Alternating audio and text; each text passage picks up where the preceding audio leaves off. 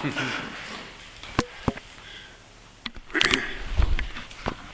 would like to welcome everybody. As you know, this is a presentation on the topic of unconditional confidence with a subtitle or subtext that is also about the discipline of the sitting practice of meditation. Just a word or two about myself. I am retired from business life. I studied for many years with great meditation teachers from Tibet.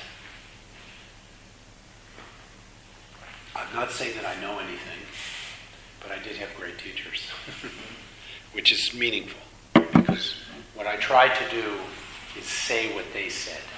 That's my job. So one thing I think I can promise you, at least I hope I can promise you, is that whatever I tell you tonight, I did not invent.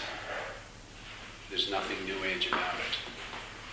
It came from a particular tradition which has been practiced for thousands of years in Tibet.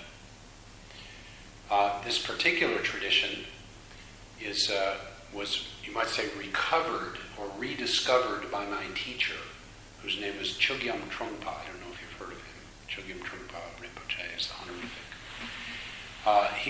He was a great meditation master and scholar, fairly universally acknowledged in both the East and the West. And he recaptured a particular form of wisdom which is secular, even though he was a reincarnated Lama in the Vajrayana Buddhist tradition. So he had a high position as a religious person, basically. But this particular teaching stream, he made quite clear, is not derived from the Buddhist tradition. So what I'm presenting to you is independent of Buddhism. So for example, if somebody were a believer in another religious stream, or it doesn't matter, any political belief, there's no disqualification in terms of present affiliation or belief system. It's really for everybody. He evolved it, he brought it out from his tradition because he felt that the world is badly in need of the insights of meditation, but not necessarily receptive to the Buddhist tradition. That's why he did it. It's very practical. He said that 20 times as many people would be interested in this than as interested in the Buddhist religion.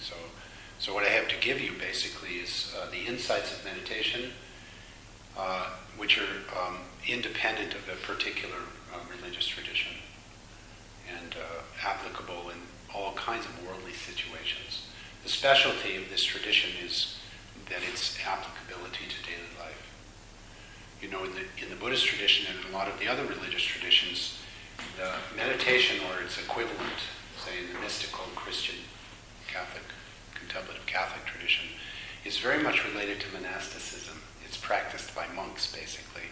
And also the Buddhist tradition in Asia, if you go to the different countries, doesn't matter the country, most of those institutions are monastic, the bases. That's not all there is. There's also lay community in many countries, but monasticism is the base, whereas with this particular approach, monasticism is almost left out. It has everything to do with being a worldly person. So the idea is we can practice meditation personally and bring those insights of meditation into our business life, into our home, into professional life, into car mechanics, into doesn't matter.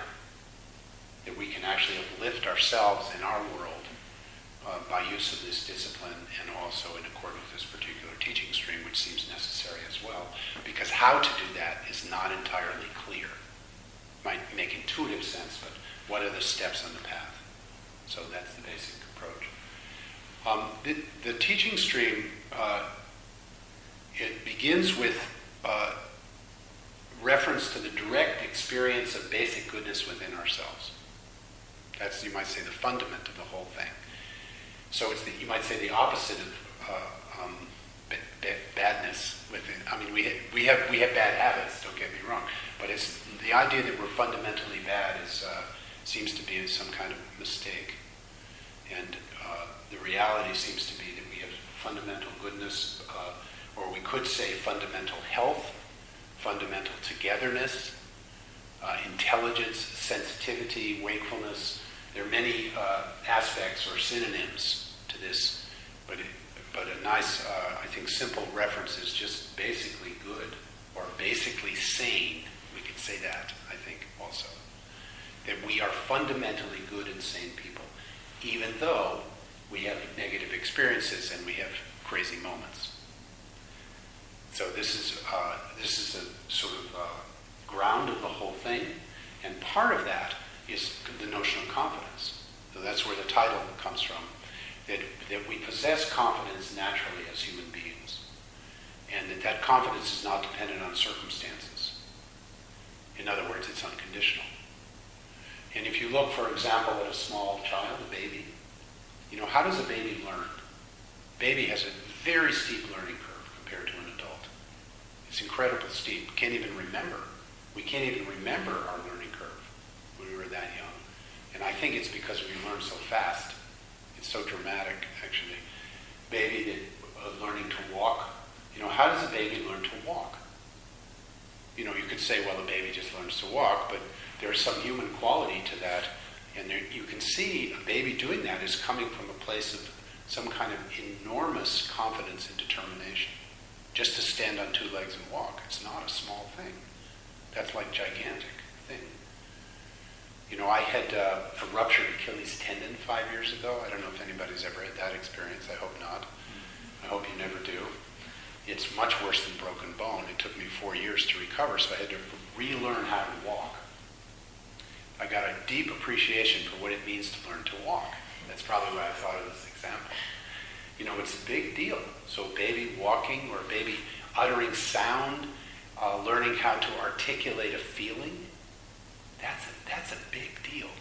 And where does that come from? There's some kind of a tremendous natural capacity to grow, to express ourselves.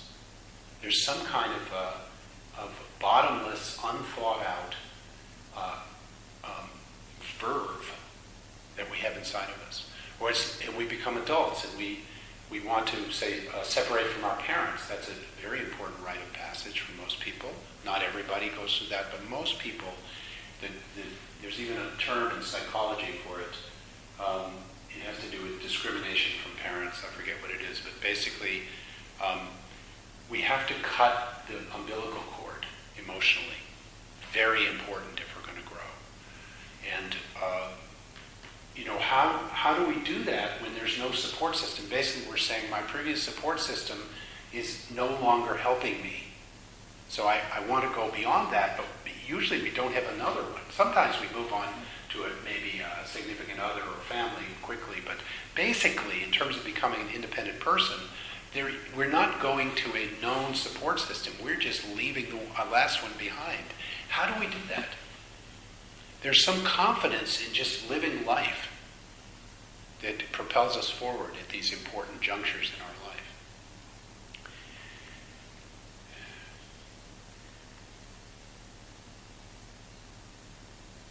Let's look at the opposite, or an obstacle regarding confidence, which I would like to call false confidence. Usually when you say the word confidence, everybody freezes. We say, we have confidence, or could you have confidence, or do you have confidence? And everybody usually goes, because afraid not to have confidence. Why is that? Well, it's very sensitive. Lack of confidence is a very touchy point. Lack of confidence. Regardless of our presentation of ourselves, and I often think in the business world, from which I'm now separated, that false confidence is almost a convention. It's something which really people are encouraged to get, which is the ability to just make a presentation which is socially acceptable or professionally acceptable regardless of how you feel. So then you get this kind of bravado, what I would call bravado or chutzpah. You can use the Spanish or you can use the Yiddish if you want. Bravado, chutzpah. But basically, it's kind of like pumping yourself up. Like macho, and it's almost defined by a lack of connection between the external presentation and the internal feeling. So that's a notion of confidence which is common in our society, but which is not what I'm hoping to talk about tonight. It's almost the opposite. It's an obstacle, because if we have the idea of false confidence and we're trying to live up to it, then it's hard for us to find our real confidence.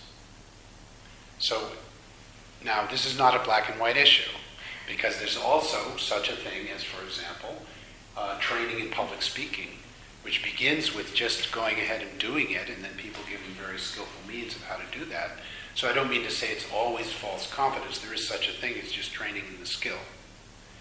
But if that does not join, if that training, that presentation does not join with the inner feeling, then we have only succeeded in the end in creating a further division, or in reinforcing a division that we feel within ourselves. So if that is not the confidence that we're talking about here, what is the confidence that we're talking about here? I think it's important to bring up the obstacle so that we don't have this sort of trigger go off in our mind about where this is going. It's not going there. So the confidence we're talking about is based on internal sense of ourselves. Internal sense.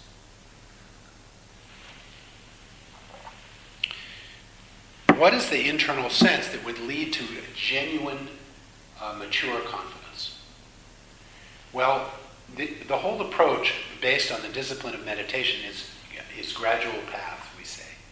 It's a gradual path. In other words, it's a development. We develop ourselves gradually based on an ongoing discipline. So there's a difference on that path between, we say, the ground or the existing basis, the existing state, which I presented as that we possess this unconditional confidence within us as a kind of spark already. And the difference between that and path, which is the need to grow that spark, to bring out that spark, to rediscover that confidence, that goodness, you could say, within ourselves over time using a particular discipline and the application of the insights born of that discipline to daily life experience. So that's the path part. And then there's a fruition or result, which we could say would be fully matured confidence that does not waver in any situation, and which is quite evident if you meet somebody like that. It's very obvious. They're not going to be thrown off by deception. They're not going to be thrown off by force. They're not going to be thrown off by threats. They're not going to be thrown off by negative downturns. They're not going to be thrown off by ill health or even death. That would be fully matured confidence that has no need to waver, it has no need to fall down, has no possibility of falling down. So that's the result stage. So, where are we? If that's the path, if that's the layout, where are we? Well, and please forgive me if there's somebody here who's reached the final stage of full confidence. Please forgive me. You can correct me later. Most of us are at the stage of connecting with our unconditional goodness or confidence and thinking about bringing that out along a path. That would be where most of us are. So how then is this confidence brought out along a path, or along this path? Well, the first thing I think is to understand what it isn't. So we've discussed that. And the second thing is to apply an open mind in a disciplined situation where we can feel what that confidence might be now. So in other words, we need a training ground or a laboratory. That's the proposition. And that training ground or laboratory, of course, is the sitting practice of meditation. So what happens then when we sit? What happens if we decide that we're going to try it and we sit, say, daily, 15 minutes a day? And we try it over a period of months. I promise you nothing will happen in a week. I promise you it's not a short term, that's for sure. Not that we can't try it once, or try it that's fine too. But in terms of engaging in the path and seeing if we can work on ourselves like this, usually you might say ongoing, the attitude would be, I'm going to try this ongoingly. Doesn't have to, there's no contract to sign particularly. You can always stop and start, it's fine. But basically the approach is that it's necessary for it to be ongoing. Why? because the obstacles to this basic goodness, the obstacle to unconditional confidence or the other qualities which are attendant to basic goodness, are significant within our state of mind. And we may not know what they are entirely, and that's fine too. The sitting practice of meditation is good for finding out.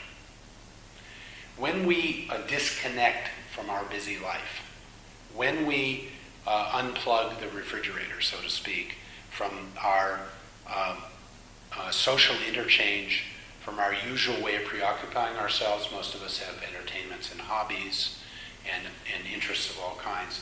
When we take the time to cease doing those things, and that is one of the qualities of this particular meditation practice. There's no music. We're not in the business of creating sort of further preoccupation with this practice. It is ceasing our current preoccupations for a temporary period of time. Now, does that mean that it's an ascetic approach or that we're ceasing to live in a minimalistic way? No, that's not what it means. As I said at the beginning, it's about living a full life. It's about living a fully engaged life with all of its aspects. Livelihood, relationship, domestic life, everything, politics, economics, whatever. Everything's included. Everything's not only fine but wonderful about life. However, in order to find out how we relate to those activities, in order to get to the bottom of what we contribute, so to speak, what we contribute from our side to our social relationships, for example, it seems necessary to go into some kind of more rigorous, disciplined situation for temporary periods of time to find out what our mind is like when it is not preoccupied in that way. It may be that we don't know. In fact, it's very likely that we don't know because our whole society supports, probably our education and our own personal habit supports these preoccupations. So we may not know what we are like without them.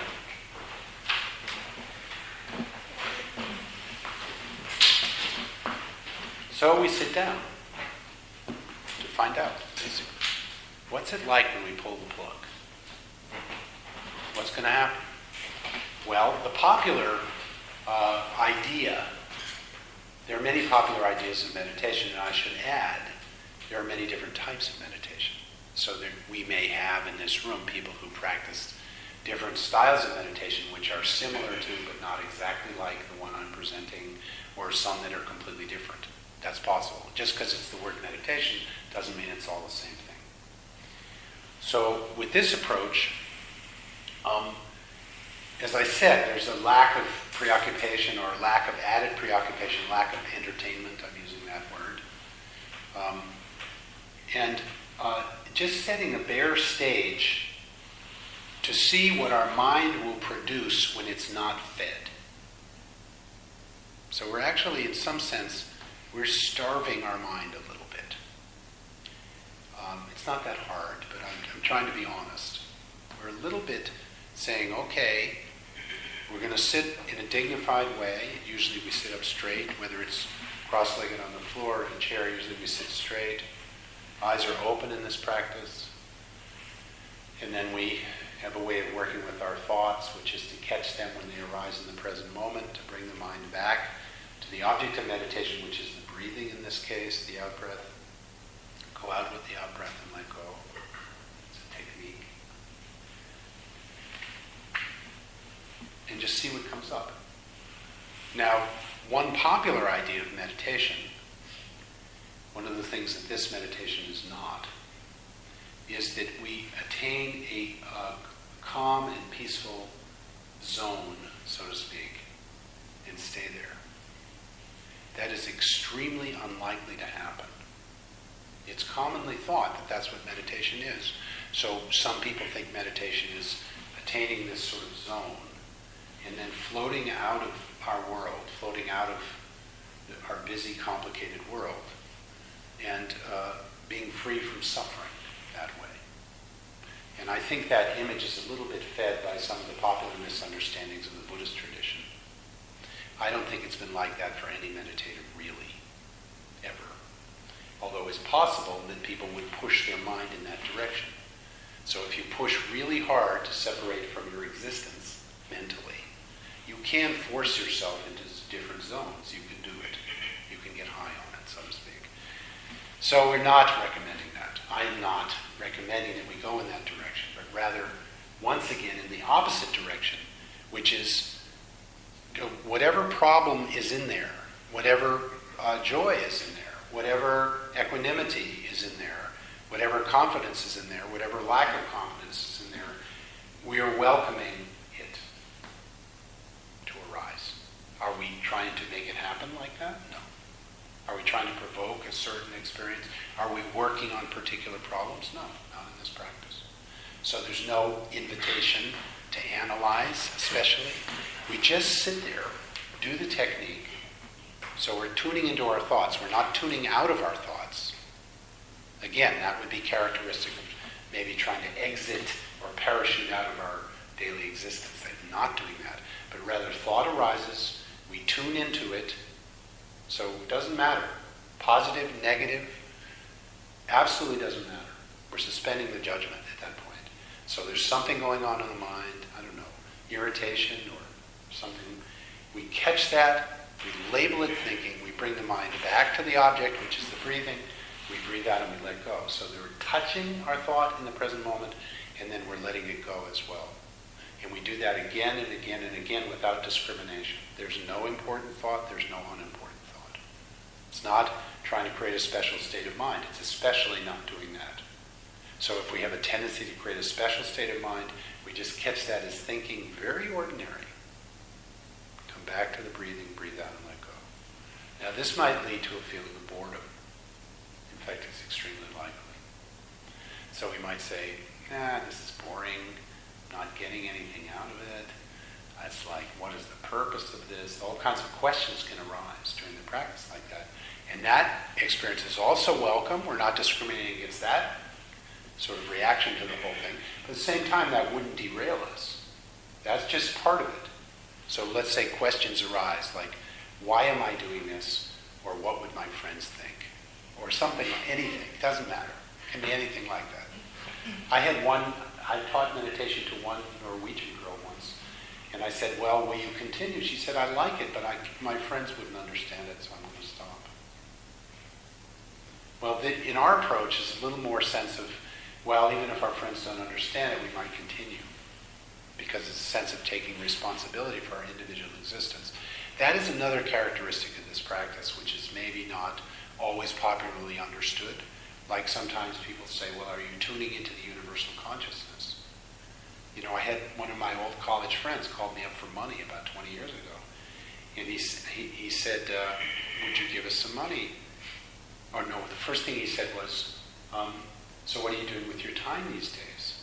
And I said, well, I'm practicing meditation. He said, oh, are you tuning into the universal consciousness?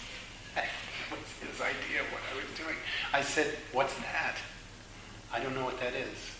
So my tradition is tuning into this consciousness. That we can find. Our own consciousness. It's very personal, this practice. So it's just very personal, very earthy. It's very detail-oriented in the sense it's in the present moment. We're not talking about metaphysics here. It's not a future construct. It's not about redesigning the universe according to spiritual principles. It's just right here, right now, what's going on. We're not digesting our dinner, fine. Label it thinking, come back. You know, unless it's a physical emergency. Okay, if we're having a physical emergency, we don't, ignore that. But anything short of something like that, we just basically label it thinking and come back and go and let go, which is not our habit. Our habit is to react. For example, let's say we have a moment of jealousy in our mind. It's very common with the moment of jealousy that we just pick up the cell phone, or we immediately shoot an arrow into space. We want to go solve that discomfort within ourselves.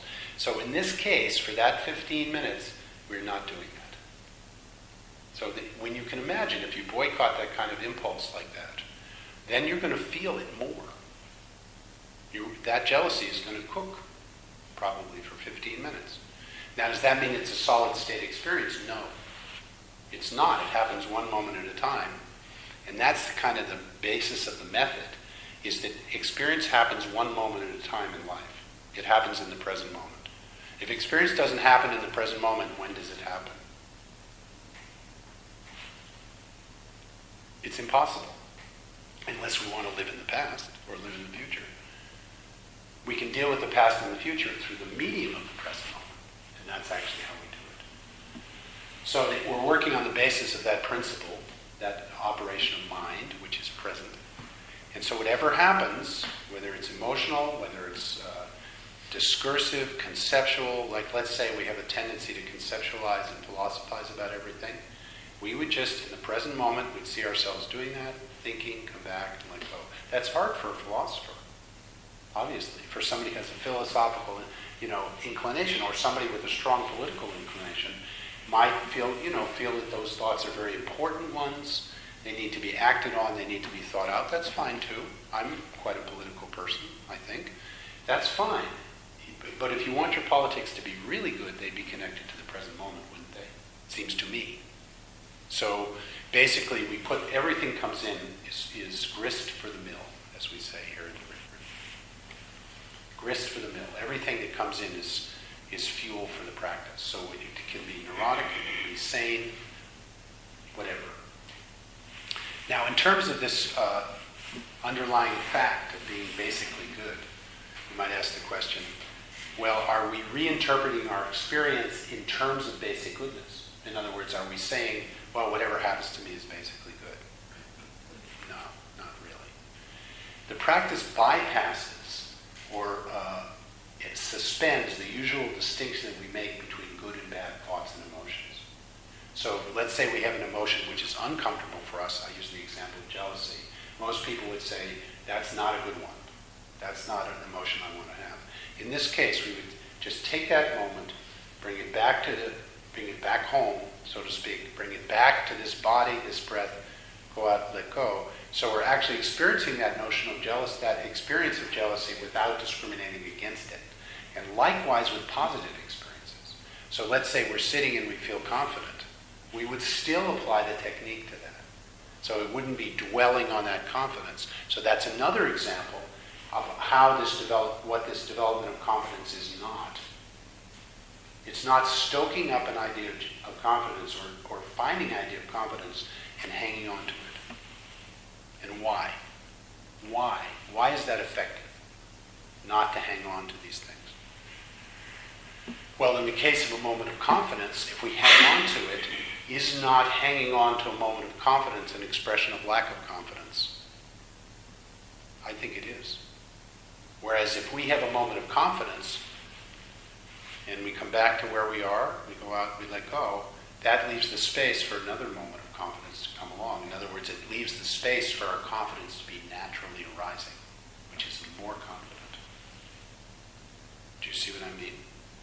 So we're not trying to make something solid out of these ideas. What we're trying to do is dig beneath the surface of our usual preoccupations and emotional reactions and let what is naturally there come up. Leave space for it. Can we predict that it will come up?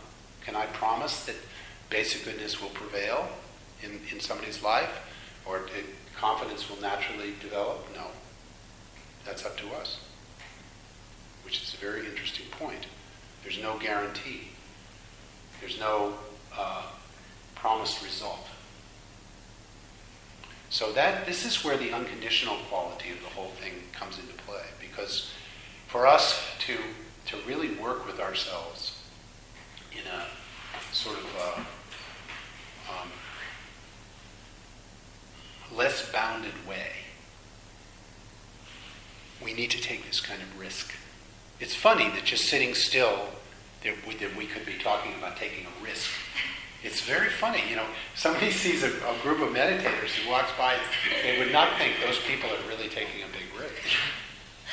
That's not the immediate thought. But actually we are. Because it takes a big risk to pull that plug, to suspend our usual habits and support system.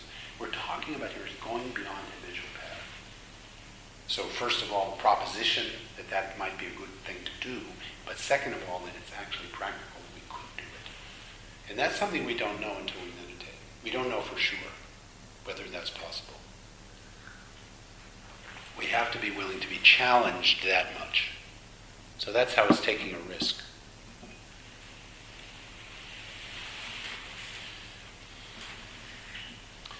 The development of confidence, it is said, goes like this. That first we face our lack of confidence or our fear. I'm going to use fear as a synonym for lack of confidence. So first thing that happens is that we encounter our fear or our lack of confidence, actually, when we meditate. We might experience a moment of synchronization and confidence, kind of unbounded moment. Fine, that'd be fine too. Great. Nobody's saying it won't happen. Maybe the spring air has this quality of experience for us. We feel synchronized with our experience. That's great. But it is quite common, I think, that we experience our shakiness. I'm not promising that either, but it could occur. It has occurred to meditators in the past.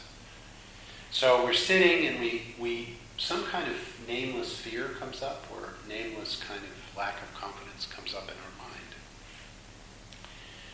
And we might think that's a downturn, we're off the path. We're no longer on the path, as has been described, because we're feeling a lack of confidence. This is actually not the case. That it is encountering, being willing to encounter our fear and our lack of confidence, which qualifies us for the further development of confidence and fearlessness. It's the fact of facing it, being with it. In this case, when we say face, it means to be with without exaggerating, without acting out, and without suppressing. Usually we either exaggerate, we cling to, try to make something of, get money from, or something, these positive states of mind, or we just suppress the whole thing, we don't know what's going on inside of us, we just act impulsively.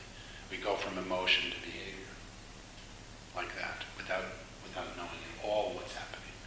So in this case, because of the practice, we are enabled not to ignore. That's what catching these thoughts is all about. When we acknowledge thinking, we're not ignoring that we're thinking. And usually we do. It goes so fast, we just race across our thoughts, like on a motorway. We're going so fast. Even if we're on foot, we do that. So in this case, we've stopped, gotten out of the car, and we're acknowledging. So we have a moment of fear. We acknowledge that as thinking. You can't really avoid the texture of that thought.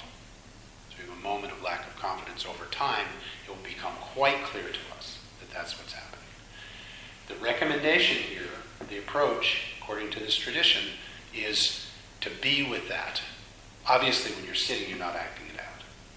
So you're just being with, neither suppressing nor acting out, just with that moment of fear, that moment of lack of confidence. And it is said that by being with it fully like that, that is an expression of confidence. Now, is that confidence one that we can take out into the world? Not yet. Because it's very shaky. It's likely that the feeling of that experience will be shaky. We're like a doe, a baby deer, on these spindly legs. Have you ever seen a baby deer stand up? When they first stand up, they're like, they can't even stand. You know, the mother is there kind of holding them up and you can barely stand. And that's when we're developing our confidence. That's also what it's like in the incubation stage, in the baby stage, infant confidence, you could say. So when we have these previously unexamined fears or unseen fears, and then they come up in meditation, the meditation is a container which is conducive to going through that process. It's especially conducive because it is not invasive. We're not doing anything to our state of mind. We're not judging it good or bad. We're not trying to fix it. We're not regarding it as a fundamental problem. In fact, we're regarding it as fundamentally good, the opposite. So everything is welcomed and nothing is manipulated. That's what makes the meditation practice such a great situation for this development of this very fragile, developing, just baby, just born confidence or fearlessness. So we're quite shaky at that point, and that's regarded as fine. So if we do engage the practice and we do experience like this, please don't think that there's something wrong. Not. Another characteristic of the practice, which I call non-invasive, is gentleness. The practice is very, very gentle. And the unfolding of this gentleness is a companion to the unfolding of confidence. It is very necessary for this gentleness to be applied and to itself be discovered within ourselves in order to develop this confidence. In fact, I think we can say that the special characteristic of growing this infant confidence is gentleness. That's what it takes, and that is what is normally missing in the conventional way of thinking about these things. The conventional way is that we get tough, we develop skills, and we go out and we beat the world before it beats us. That's the conventional approach. And even if we don't do that or try to do that, we still probably are influenced by that kind of thinking. So this kind of thinking is just about the opposite. It's not that we don't accept challenges in the same way. We would accept challenges from the world. So if the world is saying this particular task requires confidence, we would accept that challenge. The added factor is the meditation practice, where it's understood that if we succeed or if we fail, on some level it's the same. It's a learning process. So not afraid to fail. That's one of the contributions of meditation, is that we see in meditation our failures. We do see them, if we're honest with ourselves. If we're not, then we won't. But if we're honest, if we want to see them, we will. The meditation practice makes it possible to see them without beating up on ourselves.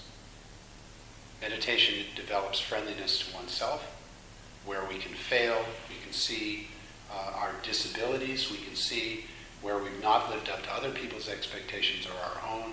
We can see all of those kind of black holes about modern life and still encounter our basic humanity, still touch our own heart, so to speak, with gentleness. So the gentleness is a critical factor, critical tone of this whole development, where we can begin to bring fearlessness out of fear, and we can begin to bring confidence out of lack of confidence within ourselves. So clearly this is an inside-out development. We're not starting with engagement of the external world at all. We're talking at this point about what happens in the meditation practice itself. Now, how does that relate to everyday life? Well, clearly there has to be a transition. There has to be a bridge, or it's not useful. And this is not about just learning how to meditate and having meditation experiences whatsoever, to repeat that point. This is about living life. So where is the bridge? Where's the transition? Well, whenever you meditate, there's a deliberate practice, as I've begun to describe to you, and then there's an after effect of the meditation. The after effect of the meditation is not manufactured, whereas the practice itself has a deliberate, or you can even say artificial quality to it, especially at the beginning. When we engage the technique, we're reversing our habitual patterns, we're sitting under special circumstances of no entertainment, we're not playing with the cat, it's quite constructed in a way, the setup at least. Although the meditation itself can become more and more natural, but basically artificial situation. When we get up from meditation, there's no particular idea of continuing the technique. So there's no coming back to the breath. The recommendation is just go back to daily life and pay attention to daily life activities with the same mindfulness, to use a currently popular word, that we would use in paying attention to our thought and our breath. So that's transferable. There is that which is somewhat deliberate. So for cooking, we would pay attention to the ingredients and so forth. So we do that. But beyond that, the after effect is entirely undeliberate. And so what is that after effect then? Or what could it be? Particularly if we sit regularly. The after effect is that this noticing of fear or lack of confidence persists after the meditation. So if we're cultivating that in the meditation, without trying to manipulate it one way or another to get rid of it or to exaggerate it, that same approach, it's almost like hitting the pause button, you could say, begins to arise in daily life. So we're about to say respond to somebody, but we just came out of meditation. And there's a pause button that comes naturally from the meditation, which kind of says, what are you doing? It's like a little bird lands on your shoulder and says, wait a minute. It's like, are you sure? It's like second thought. And that's a natural consequence of having slowed ourselves down.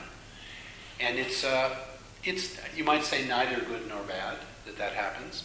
It's certainly educational, because we see how we habitually react to others and to situations. So you begin to get this kind of little bird message about whatever. So let's say we have our jealousy and we're going to react to it. It could be that we just jump up and react, but it also could be that we get up from meditation and we go, I don't want to get in a fight. Why do I want to make a fight out of my own emotion?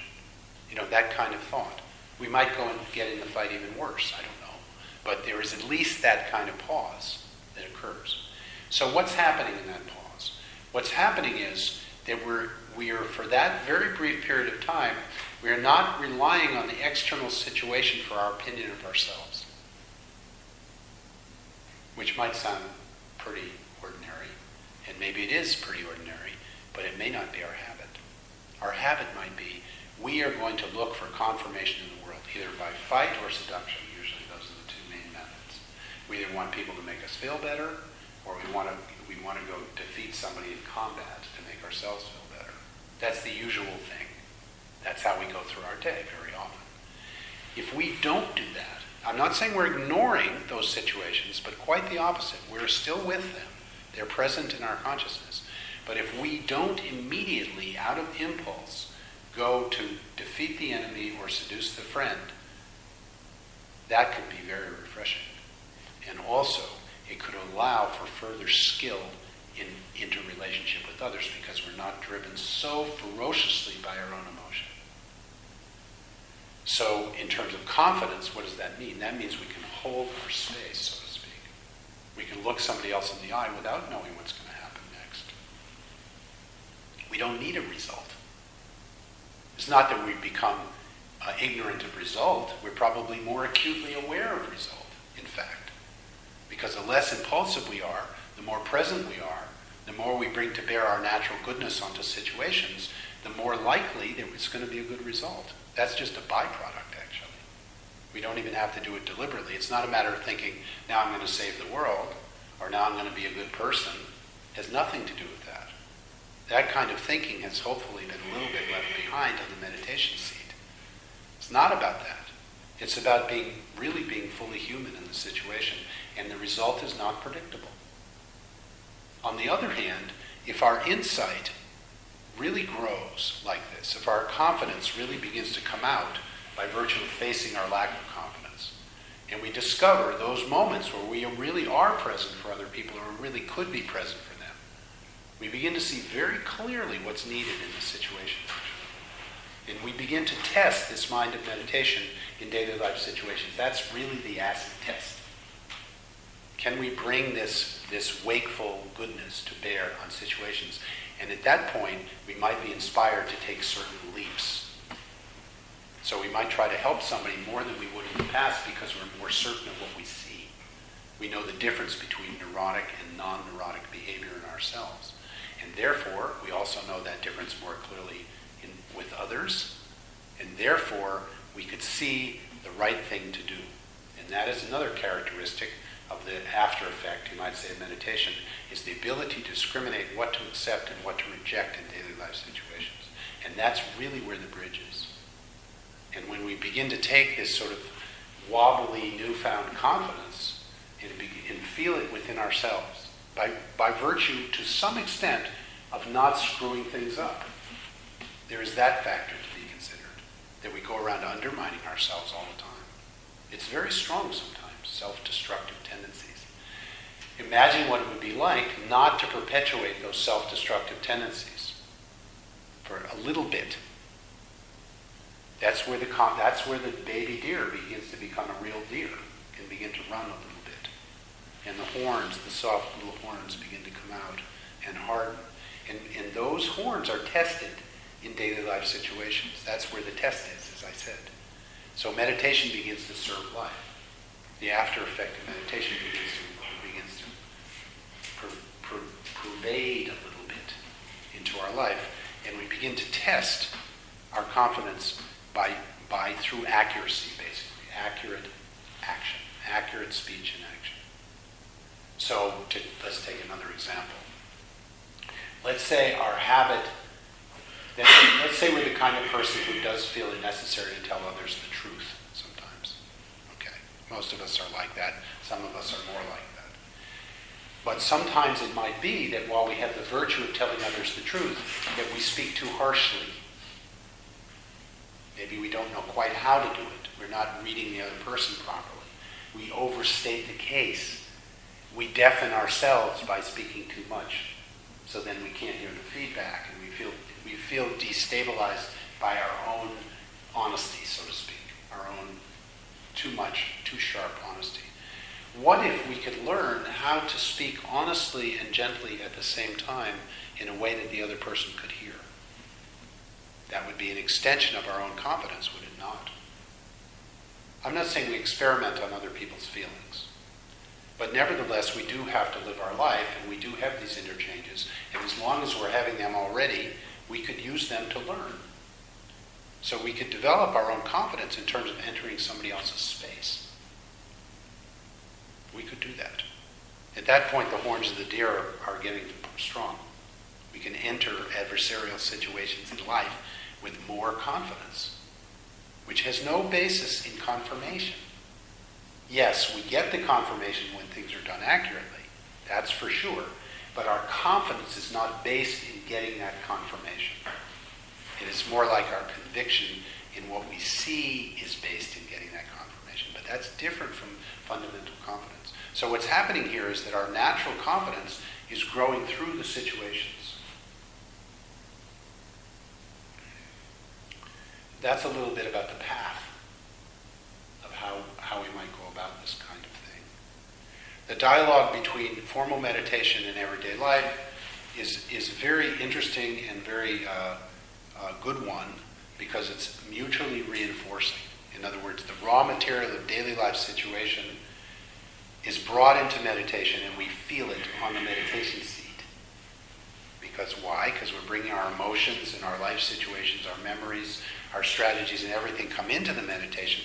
We allow those in and we see on the meditation seat through regret and so forth what has been good to do, what has not been good to do, and how to proceed. So we learn that way.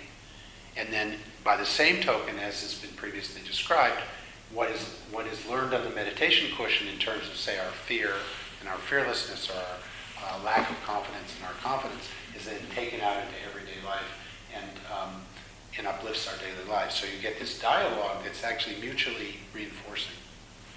So we don't actually need to sit 5 hours a day in order to have a good mutually reinforcing dialogue with daily life.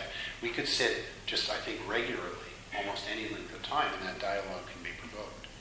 And if we're very inspired by the positive potential of this through experience, then we might choose to sit more, which explains why there have been meditators in the past 2,000 years who really sat a lot. It's a little hard to understand sometimes. Are they fanatics today? Are they religious fanatics or what? Maybe. But it's also possible that somebody feels the benefit of the practice to such an extent that they just, all that person wants to do is to grow up as much as possible during the time they have on this earth. That could happen. And I've seen it happen to many people. But again, we have to look for ourselves. I could talk all night, but really what it's about is if we're curious enough to try it and look for ourselves. See if we can find the ground, so to speak. So if you want, I've been talking a lot. If you want, I can give you brief instruction. So at least you can go home with it. You can try it for yourself. This is an oral tradition, so it's said you should get it from somebody who's experienced in person. You can get it over Skype, that's okay. But this is ideal. So if you're interested, it won't take very long. Okay. So if everybody could sit up in their chair without leaning back in the chair, that would be good. The legs, the feet are at the width of the shoulders. The hands are placed palm down on the knees in this case. We should sit up as straight as we can, which everybody is doing very nicely. So there's a strong back, disciplined, strong, and also relaxed and open in the front. So vulnerability in the front, strength in the back. This is a little bit like a gentleness and fearlessness being brought together in the person. As I said before, the eyes are open in this practice. They're downcast about 45 degrees. Basic idea of eyes open is that we are present for our experience, whether it's visual perception, auditory perception, emotion, discursive thinking. We're not avoiding it. And also it's closer to daily life. So the bridge between formal practice and daily life becomes more manageable if we've been sitting with our eyes open. Jaws relaxed. Breathe naturally. Eyes are defocused, not looking at a particular point, although that might occur, but basically defocused.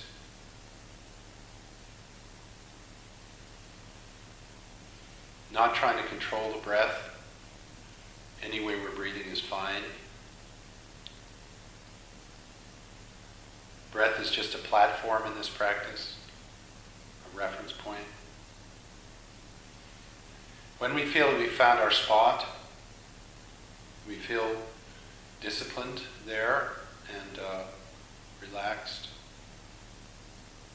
then we could engage the technique itself, which I've described, and that is to say, when a thought arises and we notice that thought, and we label it thinking, whatever it is, and then return the attention to the breath in the body, and in particular the out-breath exiting the body.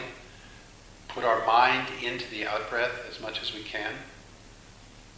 Generally we follow it out, but we could actually identify with it completely. Put our mind into it, go out with the air into the space as far as we can, and then let go at the end of the out-breath. And that is one repetition of the technique.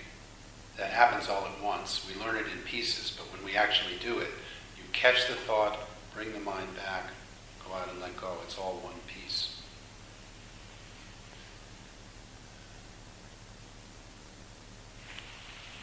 Why don't we try that together for 5 minutes. I'll time it and let you know when the time is up. Good. How was that for you? For me? Yeah.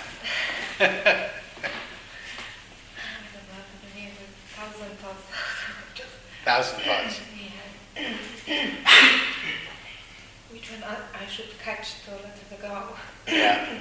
So slowly, I just,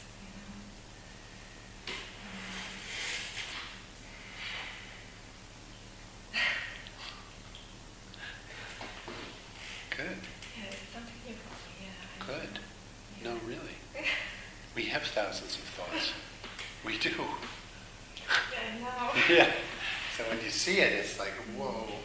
So you just catch one, and slowly, as you said, slowly. Yeah, one by one. Yeah, exactly. Good. Good. Anybody else, did you try? Actually, it was my first time. I never tried meditation. Oh, okay, so good. I was more focused on trying to stay quiet, Yes. Yeah. Just to stay in the room is a big deal, honestly, if you haven't sat before. Yeah. Good. Were you able to do the technique? Did you try? Yeah, but it was kind of, weird feeling because I was like, it was too quiet for me. Good. Very good. Congratulations. Yeah. It is. It's very shocking, actually. Yeah. Did you try? Yeah, for me it was okay, and I think very relaxed now. Basically, I didn't have a lot of thoughts in my head. I was just feel relaxed and Okay. was focused on the breathing. Okay. I feel very well now. Okay, good. Yeah, there don't have to be a lot of thoughts. Sometimes there are, sometimes Yeah, I didn't have actually. Yeah. Because I just felt my breathing now before, and I Okay. feel very well now. Okay, good. Very Happy good. with it. Good, thank you. Very nice.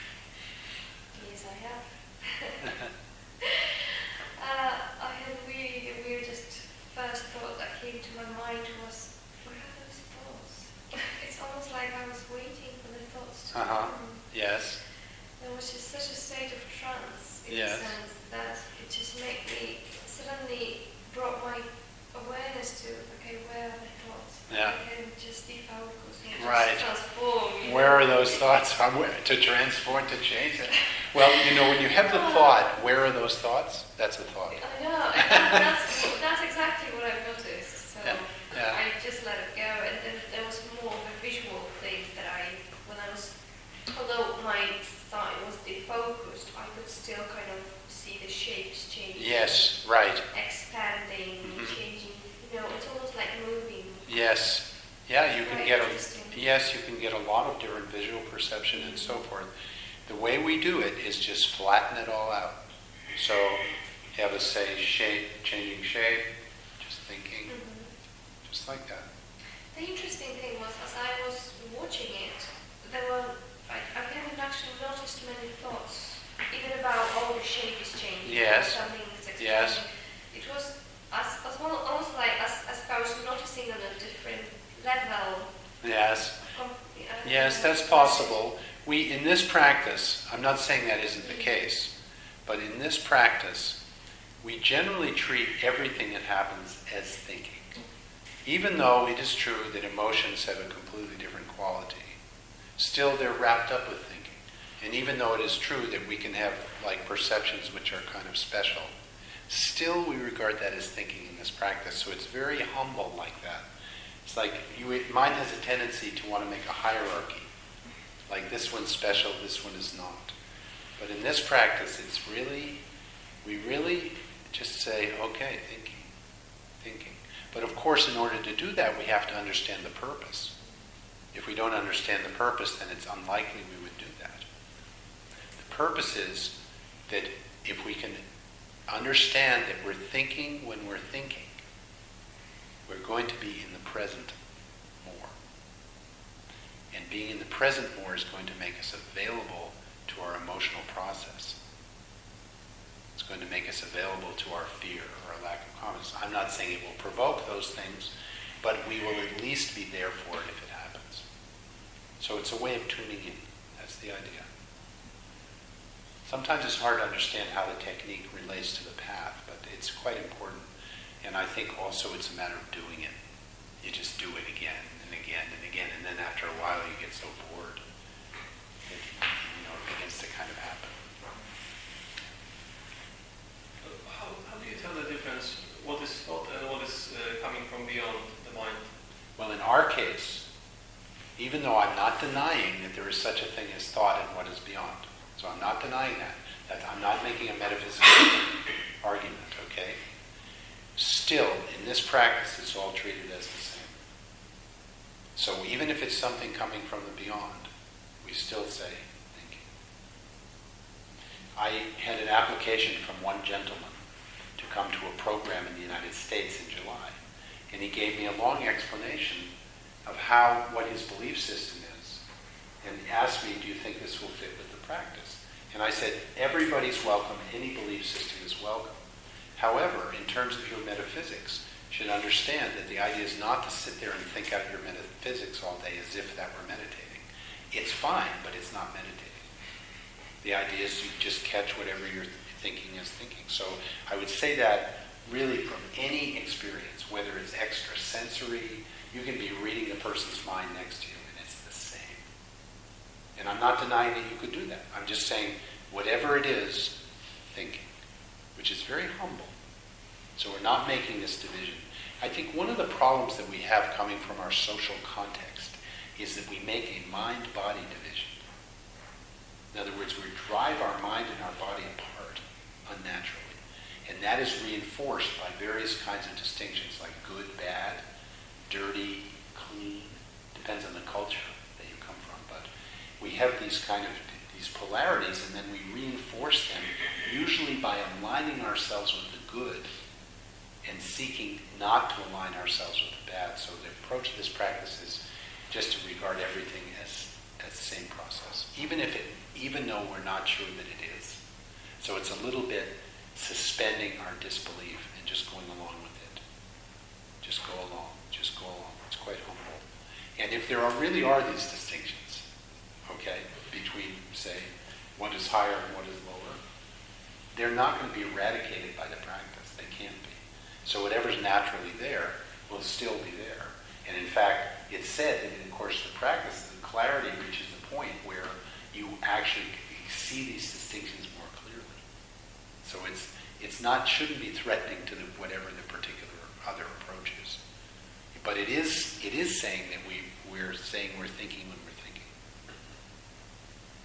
So it's a little bit earthy like that. Did you try? Yes, of course. That was actually very interesting.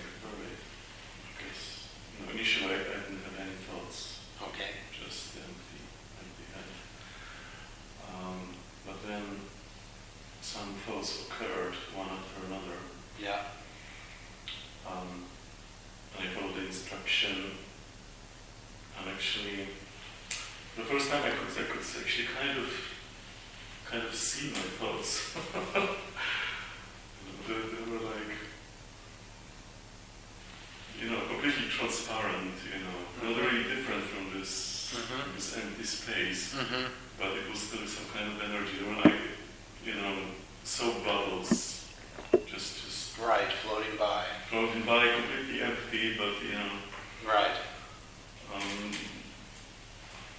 It was like playing some kind of energy. Yeah. That's how it felt. Okay, that sounds good. I would say take it in the direction of connecting with the earth. I'm not saying the soap bubbles aren't there. Yeah. They are. But I'm saying just put it on the ground. So we sit, that's why we sit on a seat without moving. Or you just bring it right back into the room. Right? Grounded. Like light. Yeah, but I guess I was focusing on breathing. Actually, that really helped. But yes, and I'm not saying that as a contradiction to what you're saying. I'm just saying, I'm suggesting you take it in that direction. And if the soap bubbles want to come by, that's fine too. No problem, actually. In the practice we relate, you might say, to the earth principle and also the heaven principle. This is going to the Chinese sort of cosmology. Something. So basically, earth beneath us, really relating to that. Usually we're not quite on the earth. We walk down the street, but we don't actually feel our footsteps. That's often the case. So in this case, we're saying, okay, really there. And then, but also the openness of possibility of the present moment, which is more like the bubbles or whatever, the thoughts, whatever. It's fine, they can come through. But still, we're respecting that they're just thinking and then bringing it back. So you're kind of like open and grounded, and person in between. Yeah, thank you for that. Yeah. I also noticed that initially they were like kind of chaotic thoughts. It was very easy to perceive them, and then it would become more and more subtle. Yeah, so there's subtle, there's crude and subtle, and all of that is still, we'll see it. You can see those things, and there's no problem. But still, treat them all as the same. Make it simple. If there's one kind of byline, it's one kind of subtext or, instruction, keep it simple. The practice should be taken in that direction. Keep it simple. Complicated things will happen. Keep it simple. And then the practice will keep us on the ground. Danius, how was yours? Well, This evening, not in the past. I'm kind of a daydreamer, so for me it's very easy and very quick to think that I'm not having any thoughts at the moment, and then I find out myself after 5 minutes having dreamt a long dream about something else. Yes. So it was the same this time as well. Yes, right, the daydreamer. Yeah. Yeah, that's a good one. I think that's very popular, actually. We do that. The mind is, particularly if we're relaxed, mind is, and then at the end of 5 minutes we go, oh, better come back to the breath. Once before it's over. But curious, after it's finished, all of that is gone, and I feel as if I was actually meditating. I feel refreshed after that, even though during that Sure. period of I time. think just taking the posture and making an effort And then also over time, if we do sit over time, then just taking the posture reminds us of what meditation is. So sure, even if the mind is wandering, no problem. There's no such thing as good or bad meditation in this approach. We wouldn't say I had a good session. Wouldn't say it. Wouldn't say I had a bad session. If we sleep through the whole thing, fine. 20 minutes, get up. That's it. It's okay, actually. So, thank you everybody for your interest and willingness to engage. I thought I should say a few things before we end about if you want to pursue the practice. I'm trying to equip everybody to go forward, if we never meet again or whatever. I try to leave behind the ability to cultivate the practice so you have something. So in terms of how to go forward, I recommend that people try to develop a daily practice if you're interested in finding out what it's about. Honestly, this is not easy to do. It's quite difficult to develop a daily sitting practice. But still, I would suggest go in that direction. How much? Well, it could be anywhere between maybe 10 minutes and 20 minutes a day, 15 minutes a day.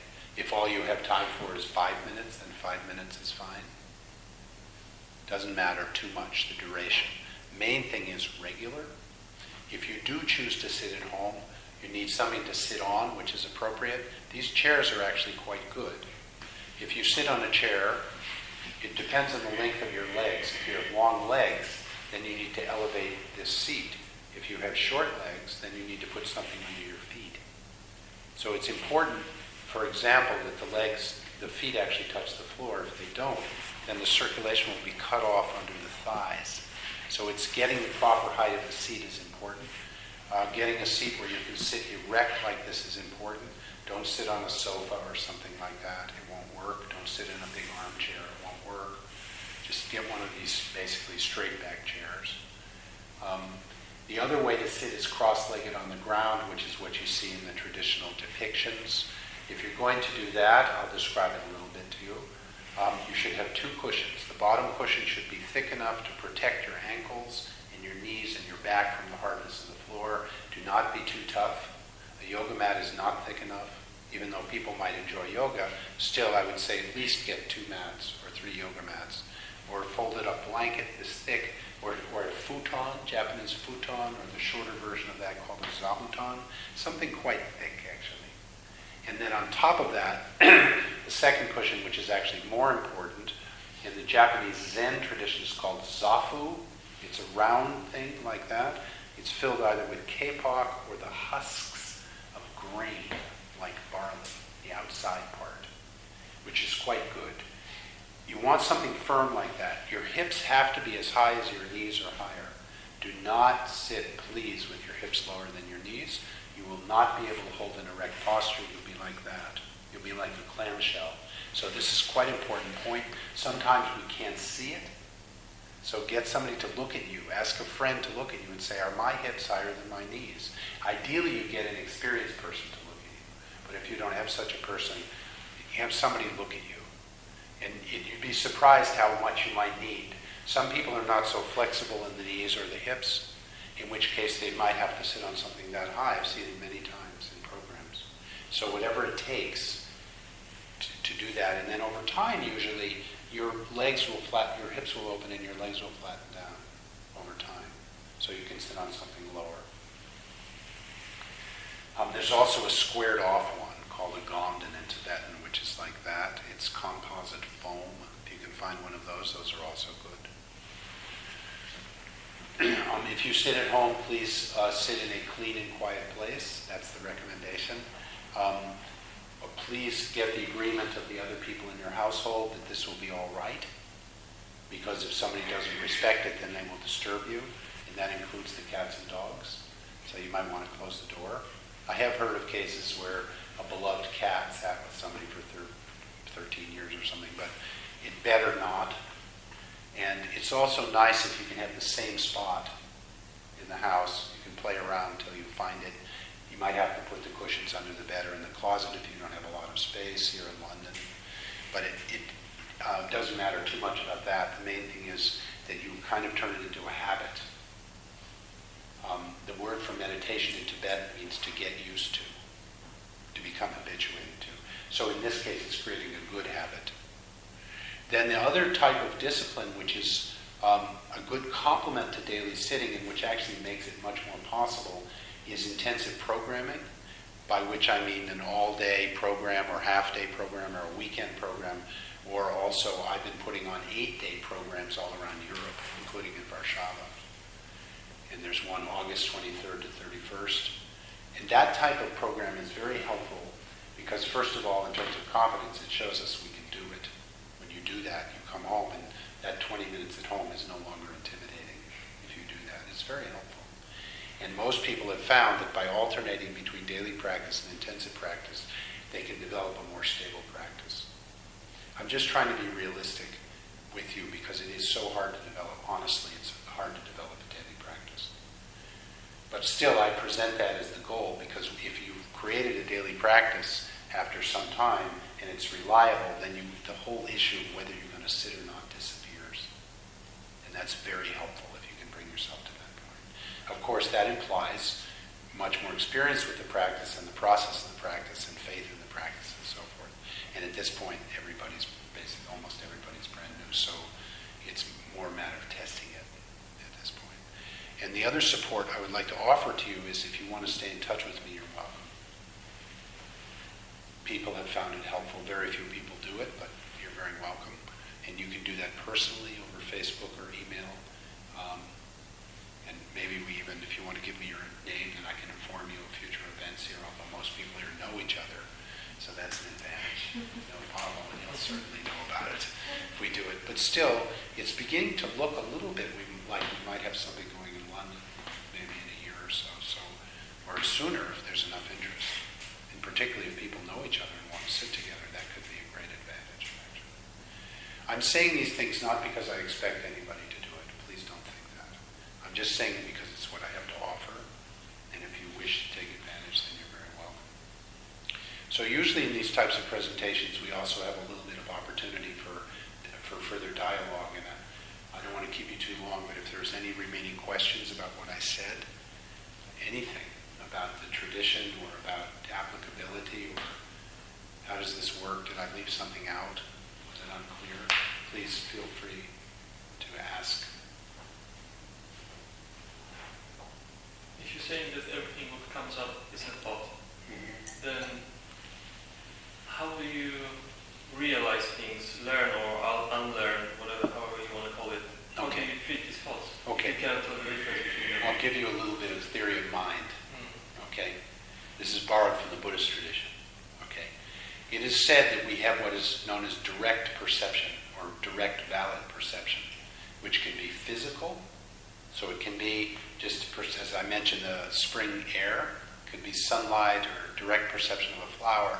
And in that moment, it said that's what connects us with our basic goodness, actually. So those are moments of basic goodness. We know that life is worthwhile because we have those direct connections with our own sense perceptions, sometimes with other people and so forth. When we have a direct perception, that is, according to the theory of mind, coming from the Buddhist Abhidharma tradition, that is not burdened with concept. Okay? But the concept comes along lightning fast and appropriates it. I mean, immediately, tenth of a hundredth of a fraction of a second later, our cognitive mind comes along and goes, mine. That was my perception. There's the world out there, and I perceived it. Usually the sequence is not mine and there's a world out there. Usually the sequence is that. So we say flower, and then we conclude that we perceived it. So we start with the confirmation that ego is very tricky. We start with the confirmation from looking out, but it's all conceptual mind. So there is such a thing as direct perception, and to go to your point, there's also such a thing as direct insight. So how do we know for sure? How do we really know? That capacity of mind is highly elaborated in the tradition. There are different levels of it. It's called in Sanskrit prajna, first knowing. So that's really what knows. And what is said to be the object of prajna? Emptiness. But in any case, prajna has insight. So there is such a thing. And of course we guide our life by this. But as I said, there are levels of it. So there, you could say there's worldly prajna, and then there's prajna which takes us, further forward. But we have the same problem with that, which is the conceptual mind or egotistical mind appropriates our insights. So for example, we might have some insight about what to accept and what to reject, and then our ego immediately concludes that we're a good person. Something like that. That's lack of confidence, stepping in. Whereas the confidence would be just to stay with that open, clear perception. So let's go back to the application to the practice, and why in the practice do we treat everything as concept? Because we don't actually know the difference. We think we know the difference. So we have some kind of very clear, open insight, but as soon as we judge that to be clear, open insight, we've lost the actual insight. And that's the problem. So in order to sort out that problem, we have to treat everything as basically thinking. And if we treat everything as thinking, then we're actually working from the outside in. We're going to the tips of the branches of the tree, and we're working towards the core. You're a bit talking about the core of the tree. I think that's premature. It's not that the tree doesn't have a core. It does, but if we try to relate to that core of the tree before we're ready, we could get shocked by it. Even if we see it, we could shock ourselves by trying to be too forceful, trying to go too far, too fast. So the idea is, let's relate to those thoughts. And as we relate to those thoughts, we relate to the emotions at the same time. And that's really where the work is. So as long as there's work to do, and I think probably all of us would admit there's some work to do, that we should relate to just very, very modestly relate to thinking and emotion. Treat everything as like that. And the reality is not going to be impeded by that. It's not like we're covering over reality with a false modesty that everything is secondary. That's not going to happen. Why? Because real confidence perseveres. Direct insight will persevere. It will come through if we clear out the obstacles. So really we need to work on those obstacles. We need to bring in and open the door to the fear and the lack of confidence, basically. We won't lose any ground by doing that, even though it is a groundless process. Because ego is losing its ground. But fundamentally, our basic goodness cannot lose ground because it's not measured in the first place. It's already there, and it's always there.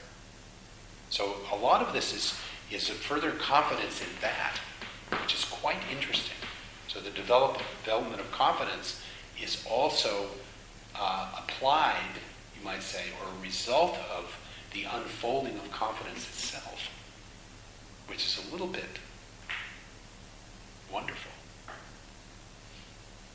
So just going through the process, it's like confidence unfolds itself. But we have to be kind of honest enough and committed enough to kind of stick with the literal technique. Does that make sense? Yeah. It's very important, actually. If you have that level of curiosity about the whole thing, that's quite an important point. You're welcome. Yeah. That's okay. Any other questions? Are we all set? I wanted to ask you, from what you said, and I didn't hear all of what you said. Yeah. It looked as though if you take up meditation,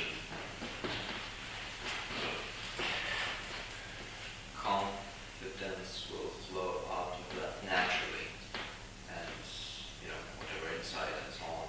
Mm-hmm. But all over the world, lots of people are doing that, and still there are all kinds of people, if you know what I mean. Well, I think I know what you mean. I would say two things about that. One is, I'm not sure that all meditation is the same. I began the presentation by saying it's not. So people might be doing something similar, which does not bring out confidence. That's the first point. So it's not like just because somebody says that they're spiritual that they're all doing the same thing. That's the first point. You have to have an effective practice, proper theory and guidance and so forth. Okay, that's the first point. Second point is there's no guarantee anyway. That, in other words, somebody can pursue this practice properly, and it could be that there's such a depth of confusion that what happens is that depth of confusion just surfaces more. So I can't promise a thing. It's not like, you do this for 3 months and then things are going to get better. I can't say that. The best I can say is try it for yourself and see. And the third thing is, it's said in the tradition that the biggest obstacle is expectation.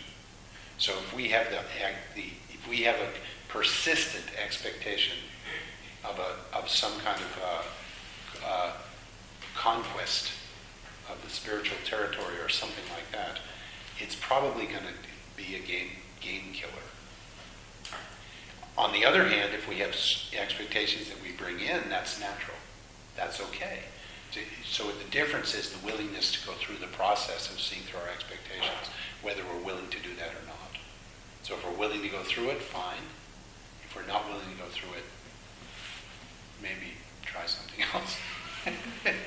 Which a person would anyway, because it's openly stated at the beginning that this is a process of doing that, re-examining expectation.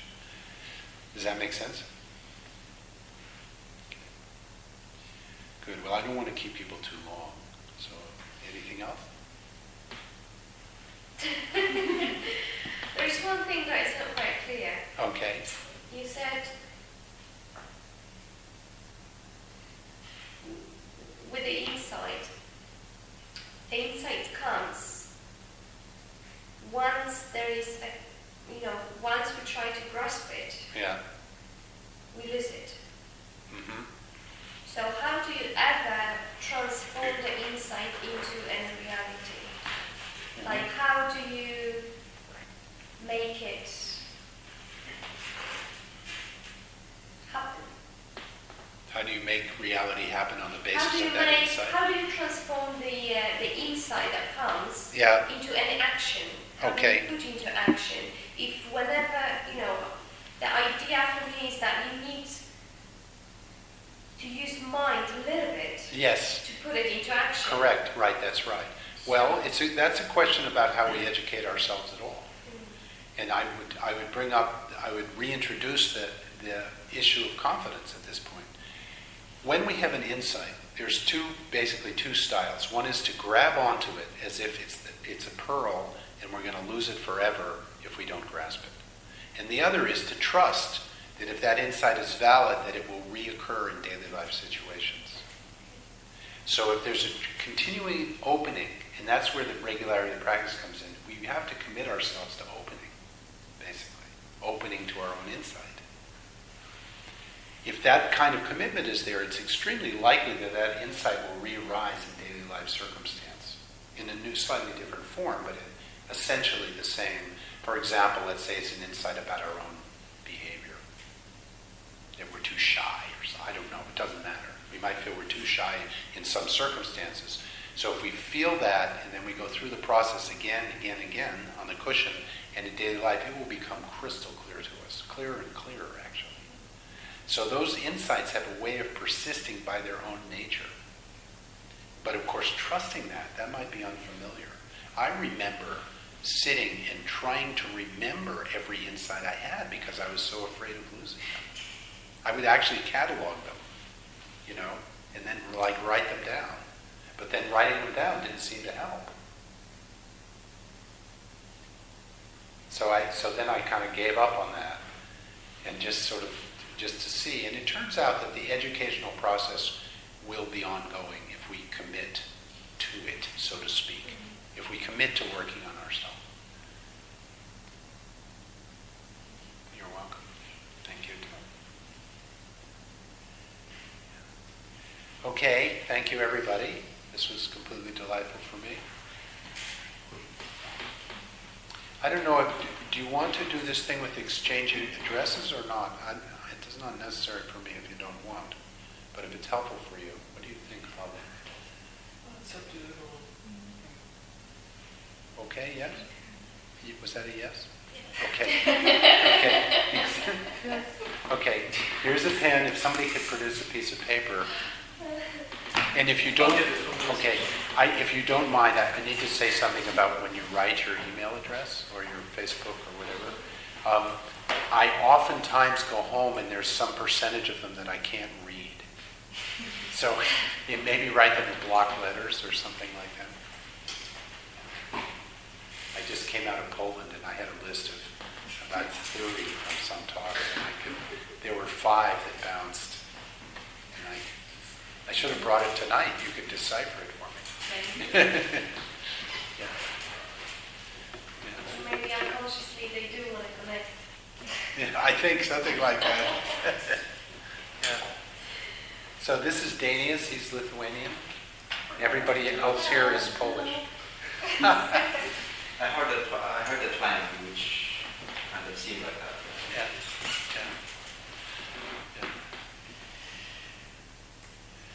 Oh, I should turn this off.